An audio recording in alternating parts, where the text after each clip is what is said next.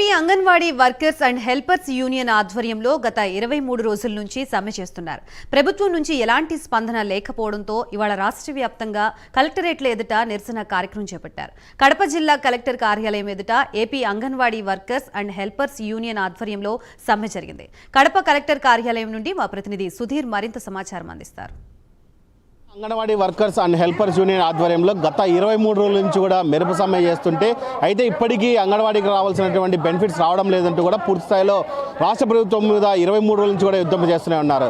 అయితే ఈరోజు 23వ రోజు కావడంతో కూడా రాష్ట్ర వ్యాప్తంగా ఉన్నటువంటి అన్ని కలెక్టర్ కార్యాలయం ముందర కూడా అంగన్వాడీ వర్కర్స్ హెల్పర్స్ యూనియన్ ఆధ్వర్యంలో కూడా మెరుపు సమ్మె అలాగే ధర్నా కార్యక్రమాలు చేస్తున్నారు. అయితే ప్రస్తుతం మనం కడప కలెక్టరేట్ దగ్గర ఉన్నాయి, ఇక్కడ చూసుకోవచ్చు. పెద్ద స్థాయిలో కూడా అంగన్వాడీ వర్కర్స్ వాళ్ళ సమస్యలను పరిష్కరించాలంటూ కూడా పూర్తి స్థాయిలో కూడా మెరుపు ధర్నా చేస్తున్న పరిస్థితి ఇక్కడ కనిపిస్తుంది.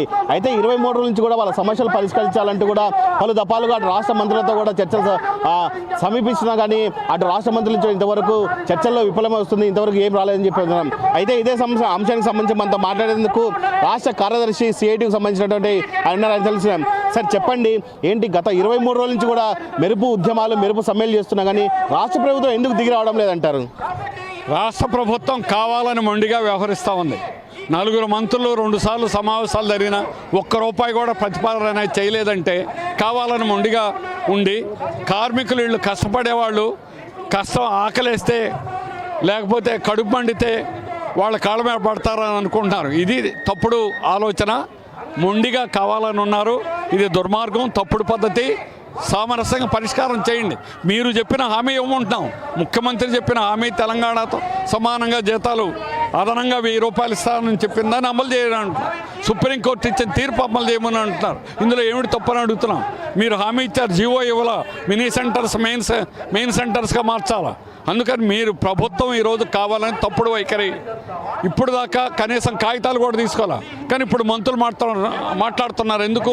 ఎలక్షన్లు వస్తున్నాయి కాబట్టి. అందుకనే ఇది సరైన సమయం. మేము తేల్చుకుంటాం. సమస్యల పరిష్కారం అయ్యే వరకు ఈ పోరాటం సాగుతుంది.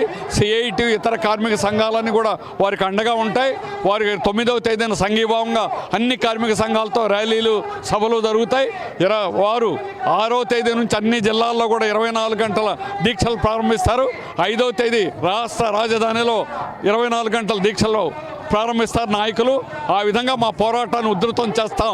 ప్రభుత్వాన్ని మెడలుంచి ప్రభుత్వం దిగొచ్చేదాకా ఈ పోరాటం కొనసాగుతుంది. విజయం సాధించుకొని జీతాలు పెంచుకొని తలెత్తుకొని గర్వంగా లోపలికి వెళ్తారు. అంటే పలు దఫాలుగా మనం చూసుకోవచ్చు. ఇప్పటికే రాష్ట్ర మంత్రులతో కూడా చర్చలు జరిపిన పరిస్థితి ఉంది. ఒక రాష్ట్ర మంత్రులు కూడా ఏదైతే అంగన్వాడీకి రావాల్సినటువంటి బెనిఫిట్స్ కూడా పూర్తి స్థాయిలో ఇస్తున్నామంటున్నారు. కేవలం ఉద్దేశపూర్వకంగా ఇలాంటి ధర్నాల కార్యక్రమాలు చేస్తున్నారంట. మీరేమంటారు? ఏమి ఇచ్చామని చెప్పారు? సెల్ ఫోన్లు ఇచ్చామని చెబుతున్నారు.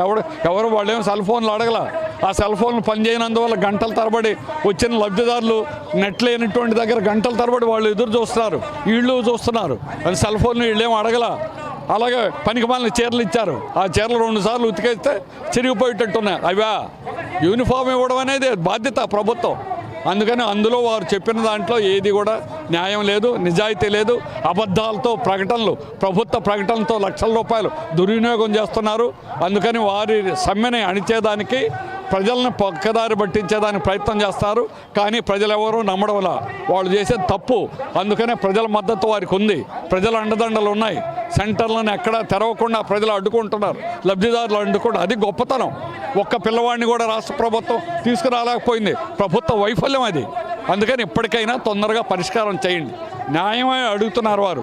అన్యాయం అడగలేదు, చట్ట వ్యతిరేకంగా చేయలేదు, మెరుపు సమ్మెలు చేయలేదండి. అన్నీ కూడా చెప్పి పోరాటాలు చేస్తాం. కలెక్టరేట్ లోపలికి వెళ్ళలేదు. మేము బయట ఇస్తామని చెప్పాం, బయట ఇచ్చాం.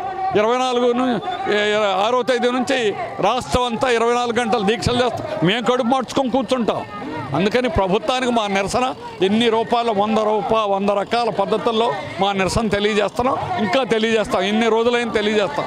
ఎన్ని రోజులైనా విజయం సాధించేదాకా ఈ పోరాటం కొనసాగుతుంది. అంటే రాష్ట్ర వ్యాప్తంగా చూసుకుంటే కనుక ఈరోజు 23వ రోజు గవర్నమెంట్ ఏమైనా అంగన్వాడీ వర్కర్స్ మీద ఏమైనా చర్యలు తీసుకునేందుకు వెనకాడబోతున్నారా? ప్రభుత్వం బెదిరిస్తూ ఉంది. 6వ తేదీ బెదిరించింది. ప్రిన్సిపల్ సెక్రటరీ మీరు డ్యూటీ 8వ తేదీ నుంచి సమ్మెలోకి వెళ్తే మీ మీద చర్యలు తీసుకుంటామన్నారు. వెళ్ళారు 12వ తేదీ నుంచి సమ్మె వెళ్ళింది. సమ్మె ఎన్ని రోజులు సాగుతూ ఉంది. మీరేమి చర్యలు తీసుకోలేరు. ఏం చర్యలు తీసుకుంటారు? ఇల్లీగల్గా చేస్తే చట్ట వ్యతిరేక మీరు చేస్తున్నారు, చట్టానికి పద్ధతిగా మేము చేస్తున్నాం. చట్టం సమ్మె చేసే హక్కు మాకుంది. సమ్మె చేసే హక్కు మా ప్రాథమిక హక్కు. అది మా హక్కు ప్రకారం మేము పోట్లాడుతున్నాం. మొత్తంగా చూసుకుంటే కనుక గత 23 రోజుల నుంచి కూడా మెరుపు సమ్మెలు అలాగే ధర్నాలు ఎన్నో వినూత్న కార్యక్రమాలు చేస్తున్నా కానీ ఇంతవరకు రాష్ట్ర ప్రభుత్వంలో ఎటువంటి స్పందన లేదని చెప్పి ఇక్కడ ఉన్నటువంటి అంగన్వాడీ కార్యకర్తలు చెప్తున్నారు. అయితే అంగన్వాడీ కార్యకర్తలు అంటే పూర్తి స్థాయిలో కూడా చిన్న స్థాయి నుంచి పెద్ద స్థాయి కూడా అందరూ మమ్మల్ని ప్రతి పనికి కూడా ఆదుకునే వాళ్ళే కానీ ఎవరే కానీ మా సమస్యలు పరిష్కరించే వాళ్ళు లేరని వీరు చెప్తున్న పరిస్థితి. కలెక్టరేట్ నుంచి వీడియో జర్నలిస్ట్ రాకేష్తో సుధీర్, ప్రైమ్9 న్యూస్, కడప.